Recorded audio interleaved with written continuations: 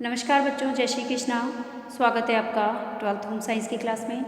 तो बच्चों, हम 22 लेसन पढ़ रहे थे, सिलेक्शन ऑफ क्लोथ्स, वस्त्रों का चुनाव। कल बच्चों हमने इसमें पढ़ा था कि वस्त्रों का चयन करने के लिए कौन कौन से कारक जो है वस्त्रों का चयन करने में प्रभावित करते हैं, हमें किन किन कारकों का ध्यान रखना चाहिए वस्त्रों का चयन करते समय। आज हम बच्चों पढ़ेंगे कि हम वस्त्रों की खरीद किस प्रकार से करें, वस्त्रों को खरीदते समय वस्त्रों की गुणवत्ता की जांच किस प्रकार से करें और वस्त्र खरीदते समय किन किन बातों का ध्यान हमें रखना चाहिए, इसके बारे में हम अध्ययन करेंगे। तो चलते हैं बच्चों हम टेक्स्ट बुक की ओर। कल बच्चों हमने वस्त्रों के चयन को प्रभावित करने वाले कारकों के बारे में पढ़ा था, जिसके अंदर हमने देखा था व्यक्तित्व है, आयु है, लिंग है, जलवायु है, अवसर है, फैशन है ना। ये सभी कारक जो थे वो वस्त्रों के चयन को प्रभावित करते हैं। आज हम चलते हैं कि वस्त्रों को खरीदते समय हमें किन बातों का ध्यान रखना चाहिए। तो देखो बच्चों, वस्त्रों की खरीद, वस्त्र चयन करने के उपरांत और खरीदते समय भी कुछ बिंदुओं को हमें विशेष रूप से ध्यान रखना चाहिए। और जितना कि प्रभावित करने वाले कारक, जितना कि वस्त्रों का चयन करते समय जो कारक प्रभावित करते हैं वो उनका तो ध्यान रखना ही है, साथ साथ वस्त्र खरीदते समय और हमें कुछ बातें ध्यान में रखनी चाहिए। जैसे कि हम जैसा वस्त्र खरीद रहे हैं या जितना महंगा या जितना सस्ता वस्त्र हम खरीद रहे हैं या कितना पैसा हमारी आय क्या है, हमारे पास उतना बजट है या नहीं है ना। और जो कपड़ा हम खरीद रहे हैं वो उतने मोल का है या नहीं है। जैसे हमने 500 रुपये में एक शर्ट खरीदा है ना, तो वो 500 रुपये का है या नहीं है, उसका कपड़ा इतना अच्छा है या नहीं है, उसका डिज़ाइन अच्छा है या नहीं है, उसका प्रिंट अच्छा है या नहीं है, उसके कलर इतने अच्छे हैं या नहीं है, या ऐसा तो नहीं है कि उसके कलर धोने पर निकल जाएंगे, कपड़ा मजबूत है या नहीं है। इन सब चीज़ों का हमें ध्यान रखना चाहिए। अब देखते हैं कुछ ऐसी बातें हैं जिनको हमें वस्त्रों का खरीदारी करते समय विशेष रूप से ध्यान रखना चाहिए। तो देखते हैं हम क्या कह रहा है बुक। देखिए, सबसे पहले तो जो हमें वस्त्र बनाना है ना, परिधान या पोशाक बनाने के लिए वस्त्र की मात्रा का हमें ध्यान रखना चाहिए। जैसे हमको कुर्ता बनाना है तो कुर्ता बनाने के लिए कितना कपड़ा लगेगा ना। यदि हमको उसमें डिज़ाइन डलवानी है तो उसमें और थोड़ा कपड़ा ज़्यादा लगेगा, है ना। तो इस प्रकार से हमें पहले से प्लान करना है कि यदि हमें सूट सिलाना है तो उसके अंदर 4 मीटर कपड़ा लगता है ना। यदि हमें फ्रॉक सिलानी है तो हम 2 मीटर में बना सकते हैं, है ना। तो सलवार सिलनी है तो हम 2.25-2.5 मीटर में बना सकते हैं। तो कहने का मतलब कि कोई भी वस्त्र या परिधान बनाने से पहले हमको प्लान करना चाहिए कि हमको कितना कपड़ा चाहिए, कैसा कपड़ा चाहिए, है ना। और वस्त्र को मीटर से नापा जाता है। किसी भी परिधान को बनाने के लिए कितना मीटर वस्त्र की आवश्यकता होती है, पहले से उसको नाप लेना चाहिए, है ना। पहले से हमें ध्यान रखना चाहिए। और जैसे कि एक साधारण कुर्ते को सामान्य कद और काठी लड़की के लिए यदि हमें बनाना है तो अभी मैंने आपको बताया कि एक कुर्ता हमें बनाना है तो 2 से 2.25 मीटर कपड़ा हम लेंगे। और यदि इसमें कोई डिज़ाइन विशेष डालनी है तो हम 25 से 50 सेंटीमीटर कपड़ा अतिरिक्त ले लेंगे, ठीक है। तो इस प्रकार से हमें कपड़े का चूज़ करते समय पहले प्लान करना होगा कि हम क्या सिल रहे हैं, उसमें कितना कपड़ा चाहिए, है ना। हम डिज़ाइन डाल रहे हैं, नहीं डाल रहे हैं तो कितना चाहिए, है ना। वस्त्र की परिसज्जा करने के लिए उसमें बटन चाहिए क्या, उसमें लैस चाहिए क्या, है ना। तो इन सभी चीज़ों का हमें ध्यान रखना है। वस्त्र की लंबाई के साथ साथ चौड़ाई का भी हमें ध्यान रखना है। और वस्त्र की चौड़ाई परिधान की डिज़ाइन और सज्जा को प्रभावित करती है। वस्त्र की जो चौड़ाई होगी वो भी आप जो वस्त्र बना रहे हैं उसकी डिज़ाइन को और उसकी सज्जा को प्रभावित करती है। इसीलिए हमें उसकी लंबाई और चौड़ाई को ध्यान में रखकर वस्त्र को खरीदना चाहिए। अब देखिए, सूती वस्त्र यदि खरीदना है तो 36 इंच, रेशमी वस्त्र 39 इंच और ऊनी वस्त्र 54 इंच से 60 इंच का। और मानवकृत रेशे, यदि सिंथेटिक रेशे हम ले रहे हैं तो सिंथेटिक रेशे से बने हुए जो वस्त्र होंगे उनका अर्ज कितना होता है, 35 इंच से लेकर 72 इंच तक का होता है। इनका अर्ज इतना ही होती है, चौड़ाई इतनी होती है ना। अब जो लंबाई होती है उसको तो हम मीटर में नापते हैं, है ना। और जो चौड़ाई होती है ना कपड़े की, उसको हम किससे नापते हैं, अर्ज से नापते हैं। समझ में आया। तो इस तरह से ज़्यादा अर्ज वाले वस्त्र में डिज़ाइन और परिसज्जा आसानी से हो सकती है। जिसका पैना, हम जिसको पैना बोलते हैं, अपनी लैंग्वेज में पैना बोलते हैं, जिसका पैना अधिक होगा तो उसमें डिज़ाइन अच्छे बन सकते हैं, कपड़ा भी बच सकता है ना। और अच्छे से जो है वस्त्र हम डिज़ाइन कर सकते हैं उसके अंदर। और पैना छोटा होगा तो हमको वस्त्र बनाने में थोड़ी दिक्कत आएगी, तो हमको कपड़ा ज़्यादा लेना पड़ेगा, है ना। तो इस तरीके से हमको वस्त्र को खरीदने जाएं उससे पहले हमको प्लान करके फिर जाना चाहिए बाजार, है ना, ताकि हमारा समय भी खर्च ना हो और हम सोच समझ के व्यवस्थित तरीके से जितना आवश्यकता अनुसार ही हम वस्त्र खरीदें, सुंदर खरीदें, टिकाऊ खरीदें, है ना। और जितने पैसे में हम ले रहे हैं उतने का वो कपड़ा होना भी चाहिए, मजबूत होना चाहिए, सुंदर होना चाहिए, अच्छी डिज़ाइन वाला होना चाहिए, है ना। अब वस्त्र चयन करते समय, खरीदते समय हमारी आय भी हमें प्रभावित करती है, तो इसीलिए वस्त्र खरीदने से पहले वस्त्र की कीमत जानना बहुत आवश्यक है ना। और कीमत के आधार पर हम वस्त्र चुनेंगे, हमारा बजट देखेंगे, बजट के अनुसार हमको किस तरीके का कपड़ा चाहिए, हमको किस तरीके के कपड़े की आवश्यकता है, उसके अनुसार हम कपड़ा लेंगे, खरीदेंगे। और कैसा कपड़ा हमारे बजट के लिए सूट करेगा, है ना। हमारे बजट के अंदर हम कितना कपड़ा खरीद सकते हैं, कैसा कपड़ा खरीद सकते हैं, उसके अकॉर्डिंग हमें कपड़ा खरीदना चाहिए। अब वस्त्र की कीमत प्रति मीटर के हिसाब से हमको लगानी चाहिए, और ये कीमत वस्त्र की किस्म और उसकी गुणवत्ता को परखने का मौका भी देती है। देखो, वस्त्र की कीमत प्रति मीटर कपड़े के हिसाब से लगाते हैं। जैसे हमको सूट का कपड़ा खरीदना है, हमको सिर्फ कुर्ते का खरीदना, तो 2 मीटर कपड़ा खरीदेंगे। यदि वो कपड़ा 22 रुपये मीटर है तो हम 2 मीटर खरीदेंगे तो 44 रुपीज़ का आएगा। तो हमें आना चाहिए कि 1 मीटर इतने का आ रहा है तो 2 मीटर कितने का आएगा, 4 मीटर कितने का आएगा, हमें हिसाब लगाना भी आना चाहिए, और हमको उसको मीटर में नाप कर अच्छे से भी लेना है ना। इसके साथ साथ जब हम नाप कर लेंगे तो ये वस्त्र की किस्म और उसकी गुणवत्ता को भी परखने का मौका देगा। जब हम उसको नापेंगे तो खुलेगा कपड़ा, तो वस्त्र की गुणवत्ता मालूम चल जाएगी, वस्त्र की डिज़ाइन कैसी है, पूरा कपड़ा व्यवस्थित है या नहीं है, सब में डिज़ाइन व्यवस्थित है या नहीं है। कई बार ऐसा होता है कि आधे कपड़े के अंदर डिज़ाइन अलग होता है, कहीं पर छेद मिल जाता है, कहीं पर जो है वो डिज़ाइन पूरी तरीके से नहीं छपा हुआ होता है ना। तो कई प्रकार की मिस्टेक्स निकल जाती है, मिसप्रिंट निकल जाता है कपड़ा। तो हम जब मीटर से नाप कर लेंगे तो कपड़ा खुलेगा, और खुलेगा तो उसकी किस्म और गुणवत्ता दोनों हमें मालूम चल जाएगी। ठीक है। अच्छी और उच्च गुणवत्ता वाले वस्त्र की कीमत ज़्यादा होगी, चाहे वो किसी भी प्रकार का वस्त्र हो। अगर अच्छी गुणवत्ता वाला वस्त्र है तो उच्च गुणवत्ता वाला वस्त्र है तो उसकी कीमत भी अच्छी होगी। जैसे सूती वस्त्र है, रेशमी वस्त्र है, ऊनी वस्त्र है, जैसे सूती, रेशमी, ऊनी या फिर मैनमेड वस्त्र है ना। मानव निर्मित रेशे हैं, रेशे से बने वस्त्र हैं। तो अगर अच्छी क्वालिटी के होंगे, अच्छी गुणवत्ता वाले होंगे तो इनकी कीमत ज़्यादा होगी। उच्च गुणवत्ता वाले रेशमी वस्त्र जो होंगे वो सूती से महंगे होते हैं, और सूती वस्त्र भी जो है अपने व्यक्तिगत गुणों के आधार पर सस्ते और महंगे हो सकते हैं। कुछ ज़रूरी नहीं है कि सूती वस्त्र तो बहुत सस्ते ही होंगे, कॉटन के कपड़े भी बहुत महंगे आते हैं। हाँ, प्योर कॉटन बहुत महंगा आता है। हाँ, कई कॉटन के कपड़े सस्ते भी आते हैं और कई महंगे भी आते हैं। तो ये कीमत हम वस्त्र पर लगे लेबल से देखकर पता लगा सकते हैं। उस कपड़े को हाथ लगाकर, पहचान कर, उसकी क्वालिटी को देख करके हम पता लगा सकते हैं कि इसकी रेट क्या होगी, या ये जो दुकानदार बता रहा है उस कीमत का है या नहीं, है ना।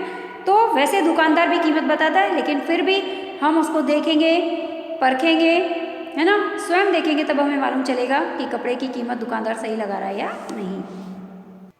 तो हमने देखा कि वस्त्र खरीदते समय हमें किन किन बातों का ध्यान रखना चाहिए। अब चलते हैं आगे कि जो कीमत वस्त्र की बताई जा रही है उसके आधार पर वस्त्र की गुणवत्ता है या नहीं है, इसके बारे में सचेत रहने की आवश्यकता है। हमें जो है एक्टिव रहना है और ध्यान रखना है, सचेत रहना है कि जितनी कीमत दुकानदार बता रहा है उतनी उस कपड़े की है या नहीं। ऐसा ना हो कि कपड़ा तो हल्का है और आपको डबल दाम दुकानदार बोल रहा है, आप लेके आ रहे हो उसको आराम से, है ना। तो वस्त्र की गुणवत्ता को जांचने के लिए कुछ सामान्य बिंदु हमने बताए हैं, वो नीचे हम पढ़ने जा रहे हैं कि कौन कौन से बिंदुओं को ध्यान में रखकर हम वस्त्र की गुणवत्ता को पहचान सकते हैं, है ना। तो वस्त्र की गुणवत्ता को जब हम पहचान पाएंगे तो हम उचित मूल्य उसका देकर आएंगे, है ना। अच्छी गुणवत्ता का वस्त्र है तो हम उसका उचित मूल्य देकर आएंगे और अच्छा कपड़ा भी लेकर आएंगे, है ना। अब देखिए, विभिन्न रेशों के बारे में हमने पढ़ाई है और उनकी पहचान के बारे में भी हमने पढ़ा है ना। इनके आधार पर हम जांच कर सकते हैं कि ये रेशे किस वस्त्र से बने। हमने विभिन्न प्रकार के रेशों के बारे में हम 7th क्लास से पढ़ते आ रहे हैं, है ना। कॉटन, सूती, कपास से बनते हैं, और मानव निर्मित रेशे हैं, पॉलिस्टर है, एक्रेलिक है ना, रेयॉन है, और नायलॉन है ना, नेट है, सुपर नेट है। बहुत सारे मानव निर्मित रेशे बने हुए बाजार में आ रहे हैं, और इनके बारे में हम पढ़ भी चुके हैं कि इनकी क्वालिटीज़ क्या होती है, इनके गुण क्या होते हैं, इनका कहाँ कहाँ उपयोग होता है, इनकी गुणवत्ता क्या है, ये कितने मजबूत है, कितने नहीं है, किन किन पदार्थों से मिलकर बने हैं, हमें सब मालूम है। तो यदि हमें विभिन्न प्रकार के रेशों के बारे में जानकारी है तो फिर हम जो दुकानदार बता रहा है हम उस कपड़े को देखेंगे, परखेंगे और सही मूल्य में सही कपड़ा लेकर आएंगे। तो हमें रेशो की जानकारी होनी चाहिए, है ना। अब आजकल देखिए बाजार में कृत्रिम और मिश्रित रेशों के वस्त्र भी बहुत ज़्यादा आ रहे हैं, तो हमें पहचान करनी आनी चाहिए कि ये प्योर है या नहीं। अगर हमको कॉटन चाहिए तो प्योर कॉटन है या नहीं है, अगर हमको रेशमी और सिल्क चाहिए तो प्योर सिल्क है या नहीं है। क्योंकि आजकल मिश्रित रेशों से भी सिल्क, रेशम, है ना, कई प्रकार के रेशे तैयार कर दिए जाते हैं। पॉलिस्टर है, नायलॉन है, ये सब मिश्रित रेशों से बनते हैं जो कि कस्टमर को भ्रमित करते हैं, है ना। तो हमें भ्रम में नहीं रहना है और हमको रेशो को पहचान करके फिर कपड़े को सही उचित दाम में लेकर आना है ना। अब देखो इसके साथ साथ वस्त्र की बुनावट है, बनावट कैसी है, उसकी बुनाई कैसी है, वस्त्र की सतह की सज्जा कैसी है ना, उसकी डिज़ाइन कैसी है, और सब ध्यान से देखना चाहिए। कई बार वस्त्र पर डिज़ाइन पूरा नहीं छपता है, कई बार जगह जगह पर जो है सतह छूट जाती है, मिस प्रिंट हो जाता है ना। कई बार बुनाई ठीक ढंग से नहीं होती है, बीच बीच में से धागे निकले हुए रहते हैं। तो पूरा कपड़ा खोल करके व्यवस्थित तरीके से देख करके नाप के और अच्छी गुणवत्ता का कपड़ा हमें सही दाम में लाना चाहिए, है ना। इसके साथ साथ हमें ये भी ध्यान रखना है कि वस्त्र का रंग कैसा है, पक्का है या नहीं है। जो कलर हमने कपड़े का देखा है, पसंद तो बहुत आ रहा है, लेकिन क्या उसका कलर निकलता है धोने के बाद, है ना।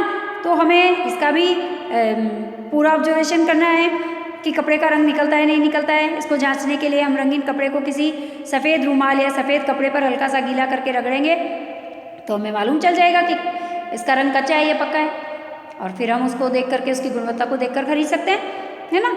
वस्त्र की मजबूती और टिकाऊपन को जांचने के लिए वस्त्र को हाथ में लेकर के हल्का सा जोर लगा करके खींचेंगे, है ना, और उसको हाथ लगाकर मल कर देखेंगे तो हमें मालूम चल जाएगा कि वस्त्र की गुणवत्ता कैसी है, वस्त्र टिकाऊ है या नहीं है, मजबूत है या नहीं है ना। अब देखिए वस्त्र यदि टिकाऊ और मजबूत है, इसके विपरीत अगर छींच जाता है यानी कि खिंच जाता है, जैसे कि हमने वस्त्र को खींचा और बीच में से छिक गया, इसका मतलब कि वस्त्र मजबूत नहीं है, उसकी बुनाई सही नहीं है, वो टिकाऊ नहीं है, ज़्यादा दिन नहीं चलेगा, धोने के बाद खराब हो जाएगा, है ना।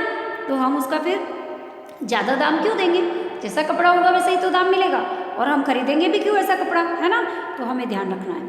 वस्त्र के ऊपर की गई परिसज्जा को जांच लें, जो भी उस पर सज्जा की गई है, डिज़ाइन बनाई है, उसको भी हमें चेक करना चाहिए, और वस्त्र की संपूर्ण सतह पर एक समान परिसज्जा होनी चाहिए। डिज़ाइन जो है वो पूरे वस्त्र पर सेम होना चाहिए। ऐसा नहीं है कि कहीं पर डिज़ाइन है, कहीं नहीं है, कहीं छूट गया है, कहीं मिस प्रिंट हो गया है, इस तरीके का डिज़ाइन नहीं होना चाहिए। वस्त्र पर लगे लेबल को अवश्य पढ़ना चाहिए, जो भी लेबल वस्त्र पर लगा है उसको पढ़ना चाहिए। इससे हमें वस्त्र की कीमत, निर्माता, उसका पता, व्यापारिक संकेत, चिन्ह, देखरेख आदि का निर्देश मालूम चलता है। उपयोग लिए गए तंतु के बारे में भी मालूम चलता है, अगर उसमें 2 तंतुओं से मिलकर बना है तो उसके बारे में भी मालूम चलता है ना। तो वस्त्र पर जो लेबल लगा होता है उस लेबल को अवश्य पढ़ना चाहिए। उसके अंदर उसमें कौन कौन से जो है फाइबर्स का उपयोग किया गया है, इसके बारे में जानकारी होती है, कितनी कितनी मात्रा में यूज़ किया गया है, कपड़े की क्वालिटी क्या है, किस तरीके का कपड़ा है ना, वो सारी जानकारी इसके ऊपर होती है, तो उनको लेबल अवश्य पढ़ना चाहिए। अब वस्त्र के चयन और खरीदारी को प्रभावित करने वाले कारकों का अध्ययन हमने किया। अब वस्त्रों के चुनाव सही और उपयुक्त खरीद हेतु निम्न बिंदुओं का विश्लेषण अवश्य करें। यदि हम वस्त्रों का चुनाव सही करना है, उपयुक्त रूप से करना है, तो हम इन बिंदुओं पर विश्लेषण अवश्य करें, इन बिंदुओं पर हम चर्चा अवश्य करें, इन पर ध्यान अवश्य दें जो बिंदु बताए हैं। हम अपने आप से प्रश्न पूछें कि क्या वास्तव में वस्त्र और परिधान की हमको आवश्यकता है, क्या हमको अभी वस्त्र लाने या नहीं लाने, खरीदने या नहीं खरीदने, क्या ये आवश्यक और उपयोगी उपयुक्त है मेरे लिए। जो वस्त्र हम खरीद रहे हैं वो वस्त्र मेरे लिए उपयोगी है, उपयुक्त है, मेरे पे सुंदर लगेगा नहीं लगेगा, वो कलर मुझ पे फबेगा नहीं फबेगा, उसका साइज़ क्या है, मेरे शरीर पर वो कैसा लगेगा, है ना। इन सभी चीज़ों को ध्यान रखना है। क्या ये विभिन्न अवसरों पर काम आएगा, जो वस्त्र हम खरीद रहे हैं उसको हम अलग अलग अवसरों पर फंक्शंस में पहन सकते हैं, नहीं पहन सकते हैं, या फिर केवल एक ही फंक्शन पर पहन सकते हैं और फिर उसको अंदर रख देंगे बंद करके, है ना। तो हमें ये भी ध्यान रखना है वस्त्र खरीदते समय, जो वस्त्र हम खरीद रहे हैं वो मेरी आय में, मेरी बजट में आ रहा नहीं आ रहा है, क्या मेरे पास उतना पैसा है या नहीं है, मैं उसको खरीदने के लायक हूँ या नहीं हूँ, और ये वस्त्र जो मैं खरीद रहा हूँ वो कितने समय तक चलेगा, ये फैशन के अनुसार है या नहीं है। ऐसा तो नहीं है कि अभी फैशन कुछ और चल रहा है, हम कुछ ओल्ड फैशन का लेके आ रहे हैं, है ना। तो हमें ध्यान रखना है। और क्या ये मेरी शारीरिक संरचना के अनुसार है या नहीं है, है ना। इसका रख रखाव मेरे लिए संभव है या नहीं है ना। क्या मैं वॉशेबल कपड़ा ला रहा हूँ या फिर मैं ऐसा ला रहा हूँ जिसका ड्राई क्लीन का ज़रूरत है या फिर जिसको बाहर धुलवाने की ज़रूरत है, तो ऐसा कपड़ा तो नहीं ला रहा हूँ मैं, है ना। तो ये भी मुझे ध्यान रखना है कि ये कपड़ा घर में धुल सकता है नहीं धुल सकता है, इसको डेली प्रेस की ज़रूरत है या नहीं है ना। सारी चीज़ें ध्यान में रखकर फिर हमको वस्त्र खरीदना चाहिए।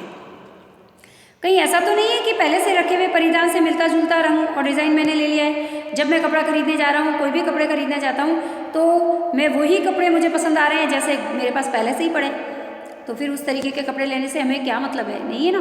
तो इसीलिए हमें ये ध्यान रखना है कि वस्त्र खरीदने से पहले इन सब चीज़ों को हमें माइंड में रख करके फिर चलना है ना।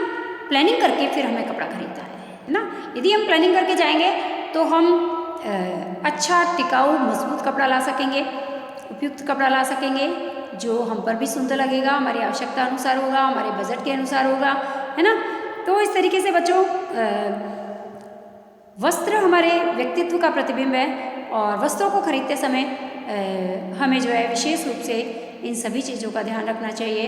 तो बच्चों आप भी जब वस्त्र खरीदने जाएं तो उससे पहले प्लान करके जाएं। तो आपने पढ़ ही लिया है तो इजी हो गया आपके लिए, है ना। तो आप आसानी से जब इसको पढ़ेंगे तो ये सारी चीज़ें आपके दिमाग में सेव हो जाएगी और जब भी आप वस्त्र खरीदने जाएंगे तो आपको याद आएगा कि मुझे वस्त्र खरीदने से पहले इन सभी चीज़ों का ध्यान रखना है और आप अपने परिवार के लिए अपने लिए अच्छे टिकाऊ मजबूत वस्त्र खरीद पाएंगे और उचित मूल्य आप देकर आएंगे वस्त्रों का, है ना, जिससे कि आपको शांति, संतोष, खुशी, उत्साह मिलेगा, है ना।